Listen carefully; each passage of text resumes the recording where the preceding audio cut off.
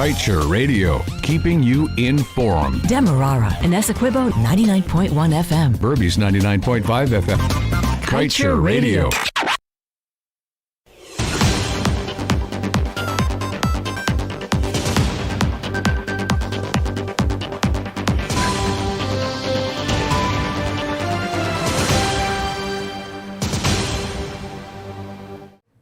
Time check for you, 12 hours 2.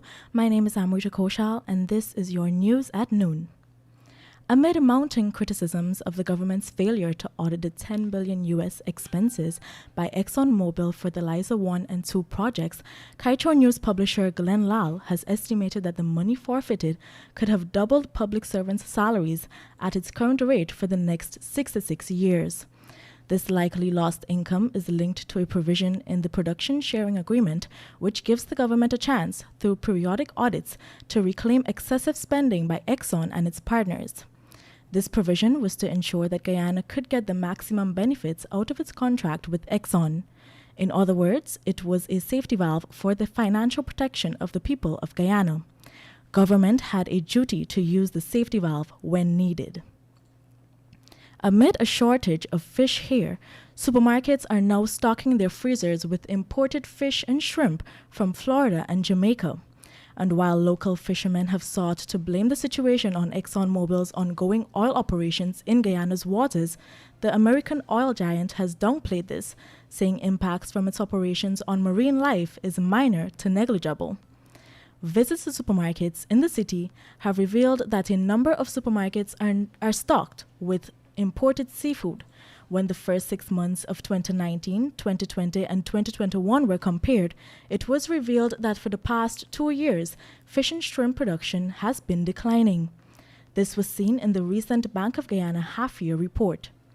According to that report, the fishing industry recorded mixed output performance, and this resulted in a smaller reduction of 6.6% compared to the 12.1% recorded in June 2020.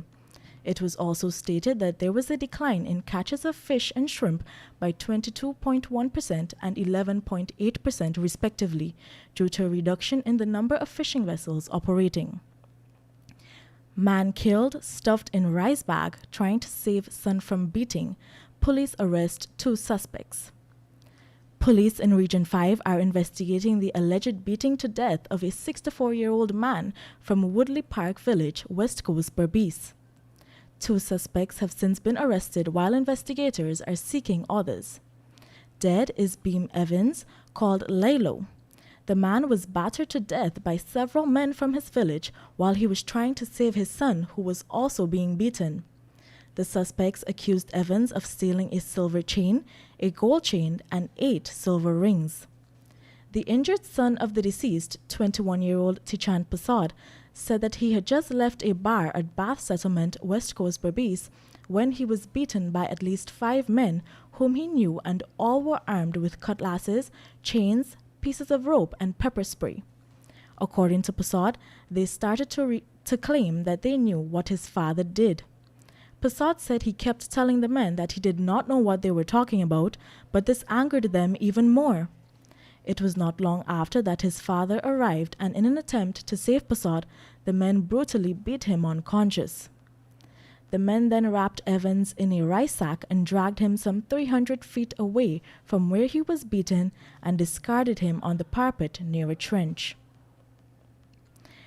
A robust local content legislation or policy means nothing if the right mechanisms are not in place to ensure the provisions in these documents are obeyed by all companies and their subcontractors. This is essentially the position of President of the Georgetown Chamber of Commerce and Industry, Mr. Timothy Tucker. Tucker categorically stated that there needs to be a local content commission in place to ensure the oil sector gets rigid oversight. He said, too, that there must be penalties in place for those who fail to be compliant. Tucker further advocated that a local content commission will be crucial to ensuring transparency in the industry, as that it would or should be mandated to analyze data from the companies and provide reports on their performance. Time check for you, 12 hours 6. We'll be back with more news right after the break.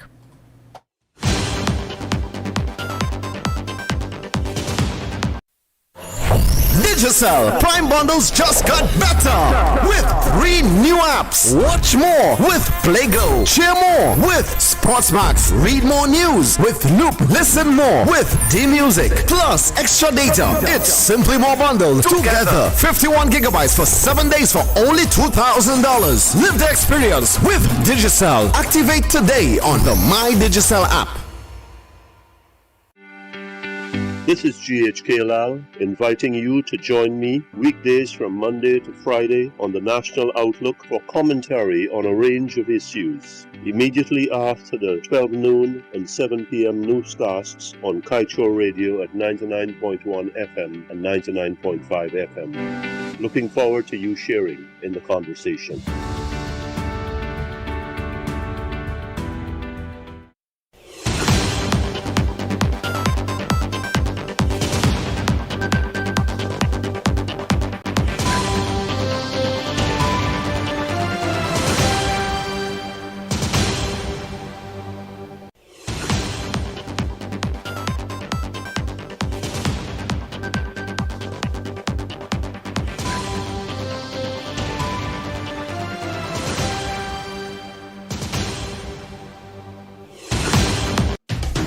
Diana, join me on the Glenn Lal Show every Monday, Wednesday, and Friday at 7:20 p.m. and a rebroadcast at 11 a.m. The Glenn Lal Show only on Kaieteur Radio, 99.1 and 99.5 FM.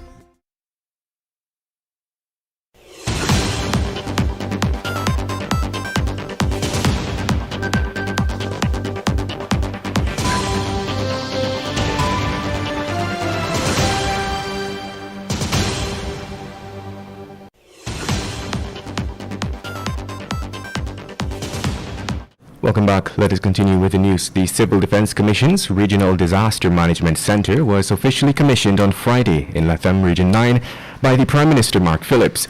The facility, which is said to have been constructed at a cost of over $112 million, also facilitates a warehouse, shelter, and conference room for Region 9. Director General of the CDC, Lieutenant Colonel Kester Craig, in brief remarks, said the facility will allow for items to be sourced within the region, which is anticipated to have a positive effect on the local economy. Additionally, the shelter facility will boost the region's capacity to provide housing for residents displaced during floods and other hazard impacts. The office and training facilities will improve preparedness and be used to host meetings, training, simulation exercises, and other capacity building activities, he explained. And now let's tell you, according to the PPPC administration, Low Carbon Development Strategy 2030 draft, less than 1% of the that should be the $166.4 million that was funded through the Ghana-Norway agreement was spent on climate resilience strategy and action plan. Since the signing of the Ghana-Norway $250 million agreement in 2009, 3 of the 12 projects are still ongoing, and the chunk of the money was spent on management of the forest.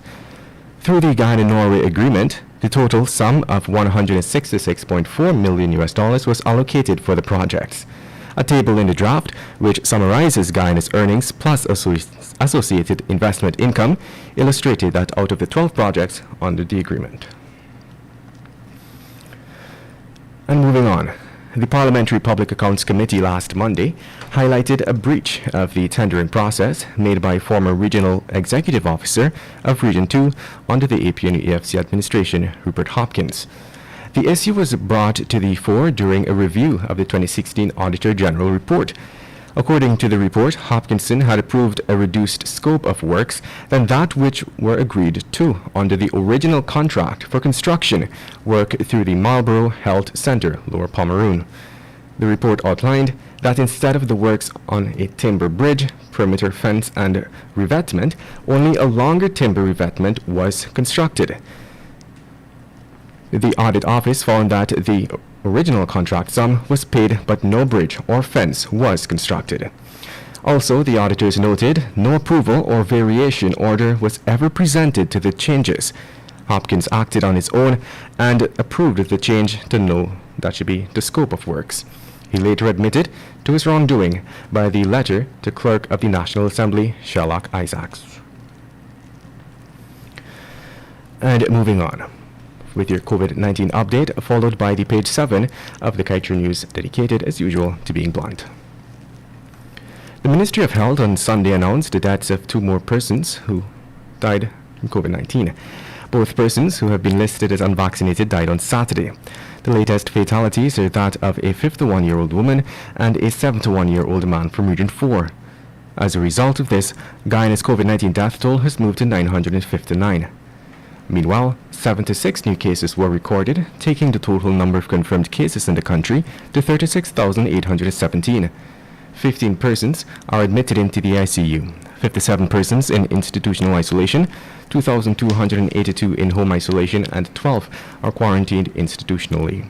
To date, a total of 32,504 persons who contracted the virus have recovered. The World Health Organization says that climate change will reverse any gains in Guyana's health and agricultural sectors. We have news for our fellow Guyanese.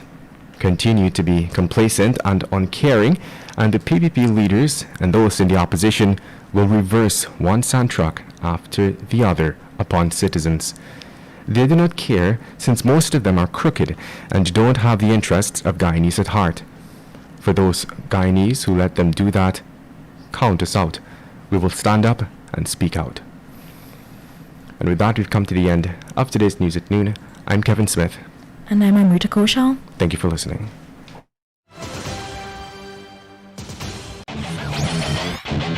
Want value for your advertising dollar? Then place your ads on Kaieteur Radio's Newscasts. Streamed live on 6 different mediums, reaching hundreds of thousands. Advertise today